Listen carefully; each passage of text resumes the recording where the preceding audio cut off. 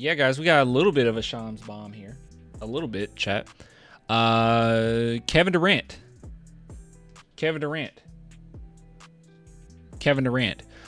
So it looks like the Suns are expecting to work on a trade this summer. And Shams tweeted out, or at least he reported before, that Kevin Durant had a preferred team near the trade deadline, which I was not aware of this. And it was the New York Knicks, the Timberwolves, Spurs, Rockets, and Heat as teams that he had interest in. So my initial reaction to this, because I haven't really thought about it, because I didn't know about, okay, I guess this is the post. So my initial reaction is, if you can get Kevin Durant for little to nothing, which I don't know if that's possible, go for it. But if they're asking you to give up, the Atlanta picks and some other first round, I just don't know. I guess it really depends, right? If like, for instance, let's see. Let's look at the Spurs. Let's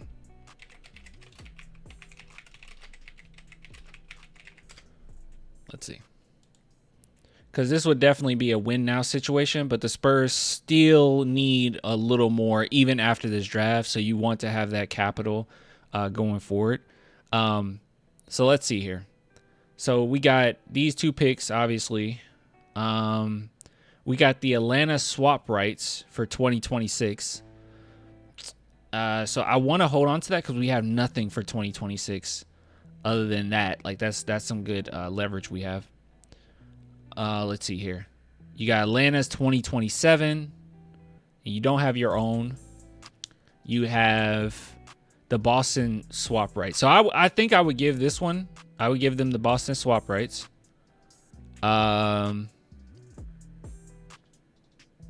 And we got a multitude of second round picks, but I don't know if that's going to suffice.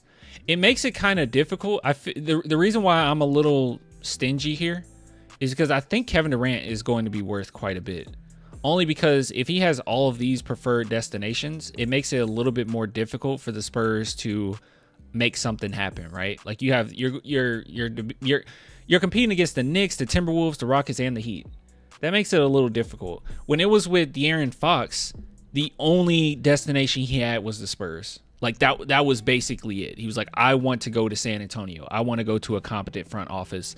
And it made everything easier for us. It also made it easy, the fact that Luka Doncic was given up for little to nothing, like, which was insane. So the Spurs were able to use that, in trade negotiations as well. And you're able to keep guys like Keldon. You're able to keep guys like Devin when something like that happens. Not expecting something crazy like that to happen again. And if he does have a whole list of different teams, it just makes it a little harder. I guess the question is, how much do we benefit from this? Please keep KD away from the Spurs. No. Like, let's be real here. All right, let's try to be objective, just talent wise, because Kevin Durant is still a star in this league, like, easily. Now, I don't always agree with his takes. I feel like he has some really bad takes, but as a basketball player, he's great. He's also someone that Wemby is looked up to, right? So I think that it definitely helps benefit Wemby and his development. I guess I'm just wondering, him at 36 years of age, he can still ball. Obviously, he's averaging 26 points a game this season, over 50%, 43% from three, 84% from the line. Like he can ball. He's still balling, right? He hasn't really lost his step in the last. I mean, I guess he was injured, a couple seasons ago, but in the last few seasons, he hasn't really lost a step. So I'm just trying to think, does it benefit us winning wise? Like, I think the Spurs win more games. Are we a finals team? No, I don't. I think we have too many young guys for the Spurs to be a finals team. Obviously, we got a lot of young guys that'll be coming from the draft, and they'll have some prominent roles on the team. More than likely, if you get Kevin Durant, you're giving up maybe a Devin Vassell, right? So you're losing a few guys that have been on the team for a minute. Maybe you have to give up Keldon as well. I just don't know how much benefit we get, because I don't think that we're going to make a playoff run, like a deep playoff run or anything like that. I feel like this will be a move solely for Wemby, which I don't think is a bad move, right? And I think that it shows Wemby and the rest of the league that we're serious. But I don't know. Me personally, even as good as Kevin Durant is, I just don't want the Spurs to go out of their way for this. And I just can't imagine a world in which you don't have to go out of your way for Durant. You know what I mean? I'm just wondering how much benefit do we get from it. He hasn't lost a step. So, I mean, I'm not going to I'm trying my best not to use age against him. Right?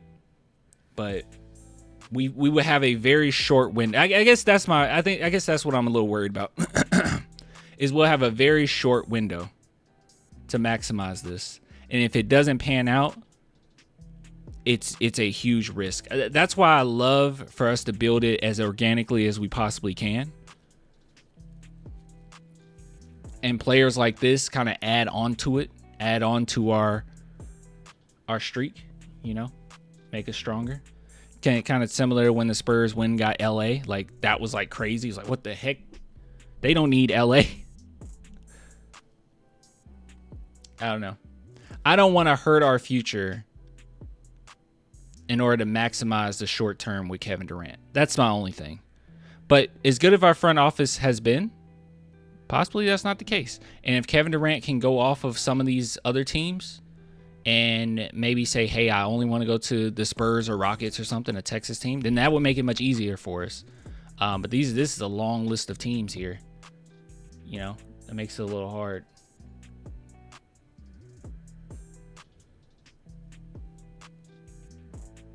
Mandito says, what if we get 2 high picks again and trade one for KD? Well, that's assuming that the Spurs, whoever's left, they're not really interested, right? Like, the reason why the Spurs trade away that 8th pick is because I think, okay, this is my theory, okay? I think with that 8th pick, there was no one that they necessarily wanted, but maybe Buzelis, because I was kind of baffled when Buzelis didn't go to the Spurs, because I was like, he's very talented. But we also know that he was a huge Chicago Bulls fan growing up, and more than likely he told teams, or his agent told teams, hey, I want to go to the Bulls, right? And that's why he fell. So that's probably what happened with that. But, you know, the Spurs, there was no one on the board that the Spurs absolutely wanted, right? So if there's somebody like if whoever's left, let's say that the Atlanta Hawks do end up with 14th, 13th. Here, we go back to that's not it. Yeah, so right now they're sitting at like 15th. Let's say they did end up being 14th positioning, or right, or 13th positioning, or something like that. Then more than likely, you know, maybe there could be a player by the time you get to the 13th pick, all your guys are gone, and you're like, yeah, let's try to make something happen with KD. But one first round pick probably won't be enough. It probably won't be enough. Unless you're still able to use that leverage of Luka Doncic getting nothing for that, which maybe you can. I don't know. I'll be transparent with you guys as well. I'm not 100% familiar with the Suns front office and their tendencies, you know? Like certain franchises, I have all the confidence in the world that we just finesse. Like, obviously the Atlanta Hawks, I just knew that we could just finesse them, and which we did. And we do this with the Kings. Kings have a terrible front office. You're able to just finesse them. I'm not super familiar with the Suns front office, right? I'm just not. So I don't know if we can get away with what we've been getting away with them. Incompetent, so we good. Oh, okay, cool. All right. I'll take your word for it. Clan in 2031, Timberwolves might not have a great team. We can take prime Ant-Man from them. The Timberwolves, we traded away that pick, right? For the Timberwolves when they might be bad. Yeah, I think we traded that one away for Fox. Did we? It's not the 2030, is it? We traded one of the picks. Okay, I think it was 2031 that we traded away. Maybe you'll be able to get Ant.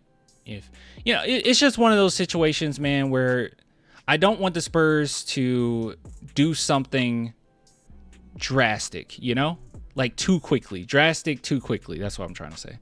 Like, you don't have to do it. A lot of franchises make that mistake where they will give away their whole future for win now. The Spurs have stated that they want a dynasty, and I just have to kind of weigh out, at least in my opinion, you have to weigh out the benefit versus the cost of having Durant.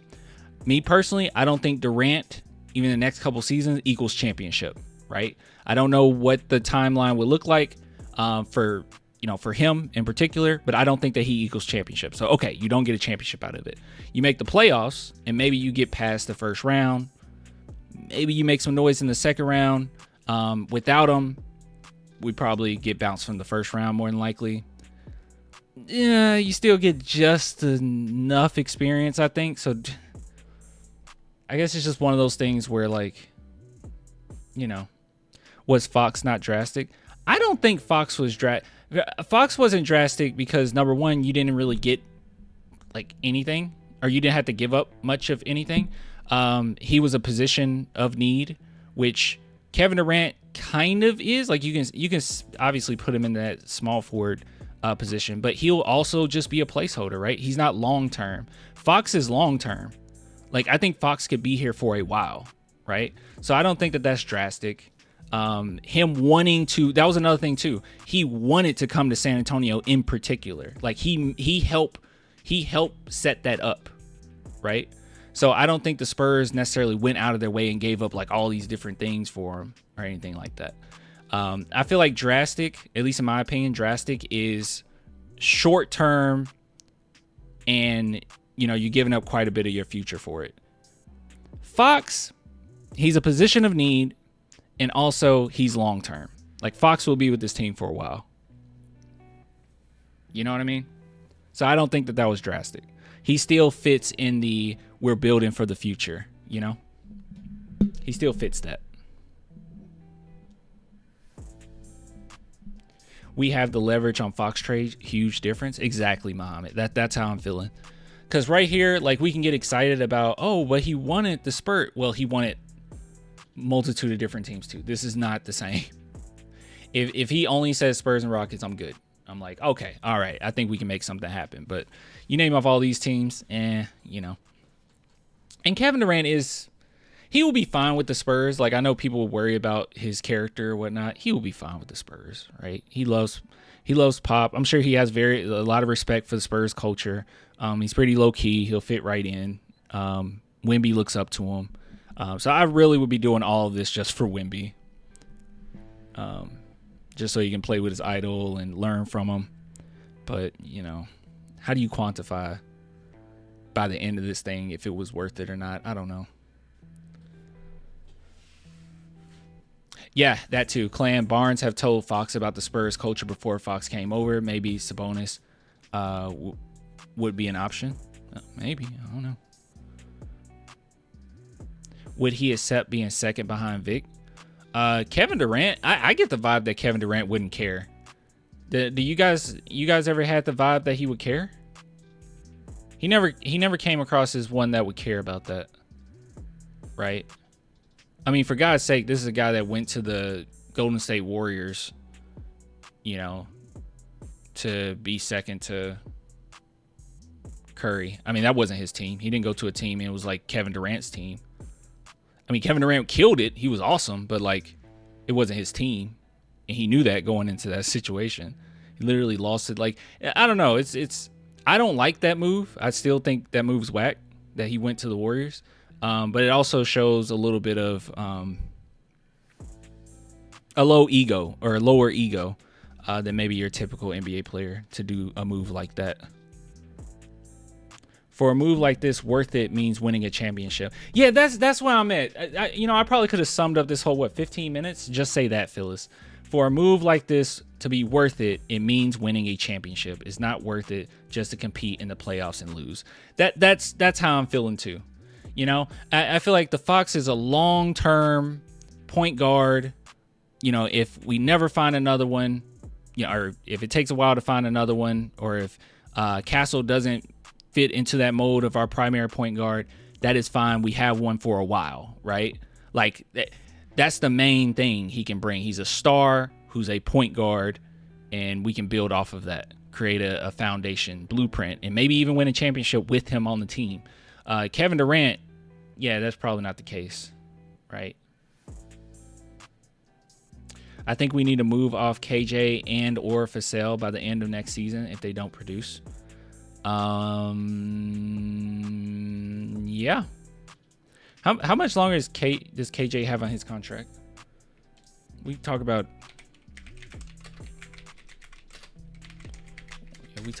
Devin Vassell all the time. Let's see. Let's go to Spot Rat.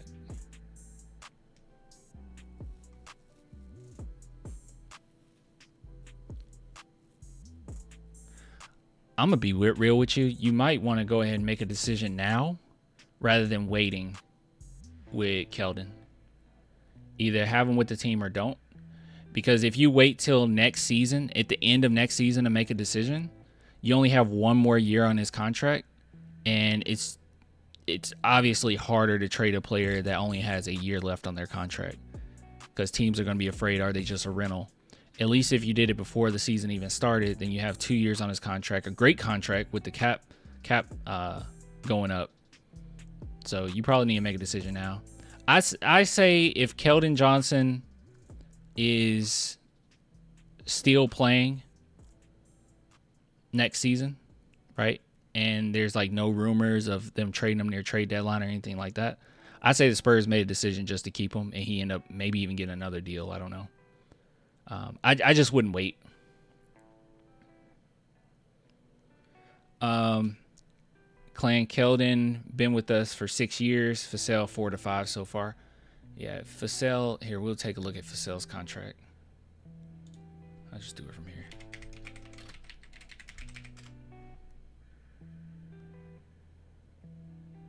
Can I not just search it? What the heck just happened? Okay. See, that's why I was saying you can be a little bit more patient with Devin, because by the end of next season, he still has 3 more years. So if the Spurs don't move him now, you still have 3 years on that contract. You know, you can trade it away and you're good. So yeah, Keldon's a tricky one, man. I feel like if you wait till the end of next season, you're just doing yourself a disservice. Like, you know what type of player he is. You got to just make a decision. Do you want him with the squad or don't? You know, and that'll have to be in my opinion. I think it should be before the next season starts.